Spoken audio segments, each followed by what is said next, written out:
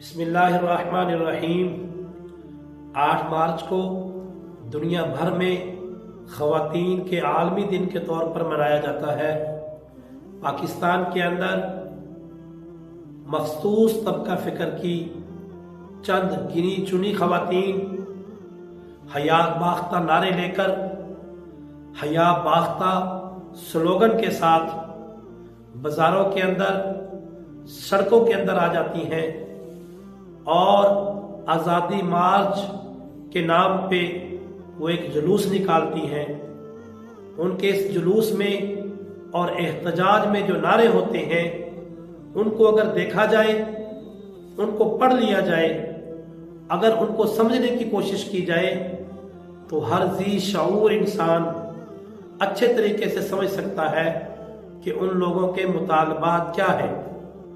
پہلے نمبر پہ ان کا مطالبہ جو بڑا مشہور ہے یا اہم سلوگن ان کا یہ ہے کہ میرا جسم میری مرضی۔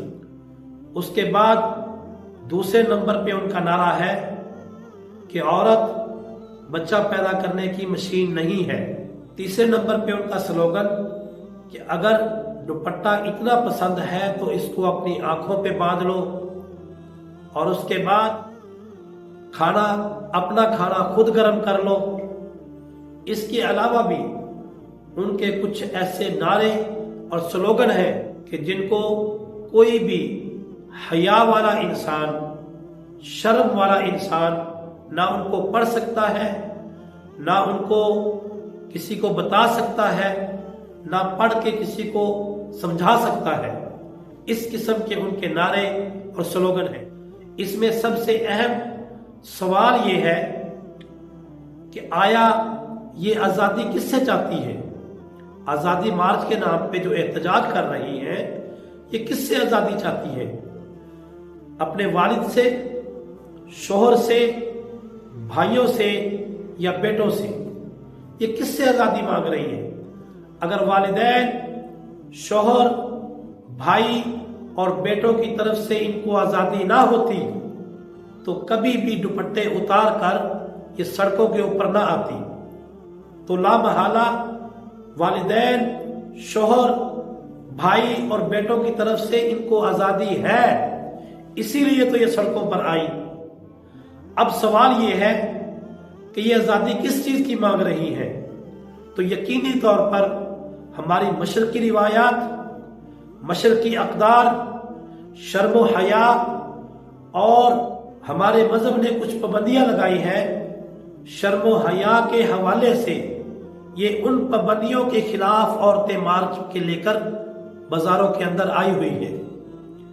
تو ہماری پوری قوم کا فرض بنتا ہے کہ ہم ڈٹ کر ان چند گنی چنی خواتین کے خلاف سیسا پلائی ہوئی دیوار بن جائے۔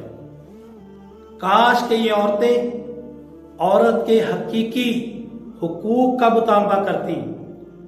عورت کے حقیقی حقوق، وراثت کے اندر عورت کو حق ملنا، عورت کے حقیقی حقوق کہ جنسی طور پر اور جسمانی طور پر عورت کے اوپر ظلم نہ ہونا، عورت کے حقیقی حقوق کہ اس کو عورت کا استحصال نہ کرنا، اور عورت کے حقیقی حقوق یہ ہے کہ ان کو مردوں کے برابر کام لے کر مردوں کے برابر ان کو تنخواہ دی جاتی، اور چھوٹی چھوٹی بچیاں جو گھروں کے اندر 24 گھنٹے کام کرتی ہیں، ان سے یہ مشقت بند کروائی جاتی۔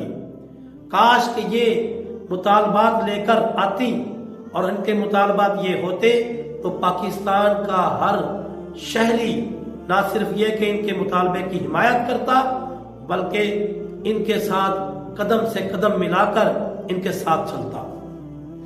آخری بات، آیا اسلام عورت کو حقوق نہیں دیتا؟ اسلام نے عورت کے کوئی حقوق نہیں بتلائے۔ انشاءاللہ عورت کو جو حقوق اسلام دیتا ہے، اس حوالے سے ہماری ایک علیحدہ نشست کے اوپر مکمل تفصیلی بات ہوگی۔ آج کچھ طبیعت خراب ہے، گلا میرا خراب ہے، صحیح طریقے سے آواز نہیں آ رہی۔ مختصر طور پہ آپ کو بتلا دیتا ہوں کہ حجۃ الوداع کے موقع پر آپ صلی اللہ علیہ وسلم نے صحابہ کرام کو مخاطب کرتے ہوئے ارشاد فرمایا کہ عورت کے حقوق کے معاملے میں اللہ سے ڈرتے رہنا، کہ یہ اللہ کی امانتیں تمہارے سپرد کی گئی ہیں، اللہ کا نام لے کر تو اللہ کے اس نام کا لحاظ رکھنا اور عورتوں کے حقوق کا خیال کرتے رہنا۔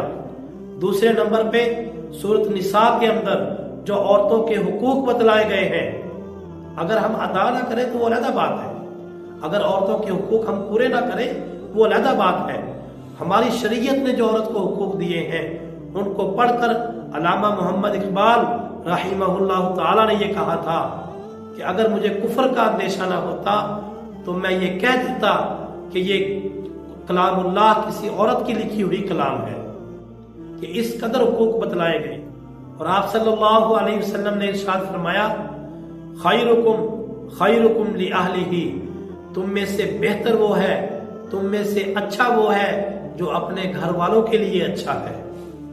اور آخر میں فرمایا وَأَنَا خَيْرُكُمْ، اور میں تم میں سے سب سے زیادہ اچھا ہوں، کیونکہ میں تم میں سے سب سے زیادہ اپنے گھر والوں کے حقوق ادا کرنے والا ہوں اور اپنے گھر والوں کے لیے اچھا ہوں۔ اللہ تعالیٰ سے دعا ہے کہ اللہ تعالیٰ ہم سب کو اپنے احکامات سمجھ کر، مان کر، ان کے اوپر عمل کرنے کی توفیق عطا فرمائے۔ وآخر دعوانا ان الحمد للہ رب العالمین۔